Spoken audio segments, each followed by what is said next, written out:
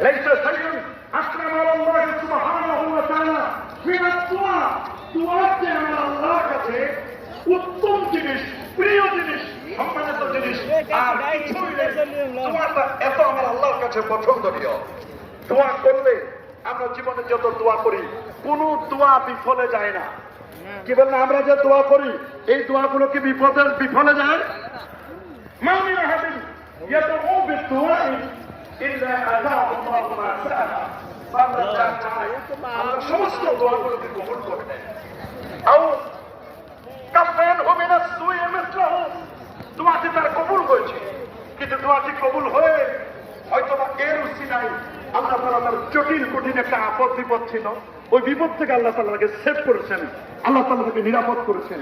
অথবা এমন হচ্ছে রাসূল আকরাম সাল্লাল্লাহু আলাইহি ওয়াসাল্লাম তিনি বলেছেন, অথবা এমন হয়েছে সে যা দোয়া করেছে এই দোয়াটি আমি আল্লাহ রিজার্ভ রেখে দিয়েছি, এই দোয়াটা আমি আল্লাহ তাকে হাসরের ময়দানে দান করব। আল্লাহু আকবার বলেন। রাসূল বলেন, লা ইয়ারুদ্দুল কাযা ইল্লা দুআ ওয়া লা ইয়াজিদু ফিল উমরি ইল্লা আল বির। দোয়ার মাধ্যমে মানুষের তাকদীর চেঞ্জ হয়ে যায়।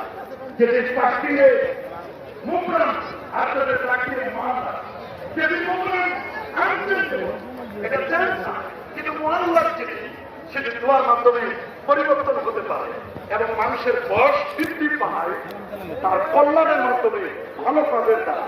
এর তো কি, এর তো হলো অল্প সময়ে বেশি আমল করতে পারে। সুবহানাল্লাহ বলেন। অল্প সময়ে বেশি আমল করা, অল্প সময়ে বেশি আমল করতে পারে। কি চাইব আমরা? রাসূল আকরাম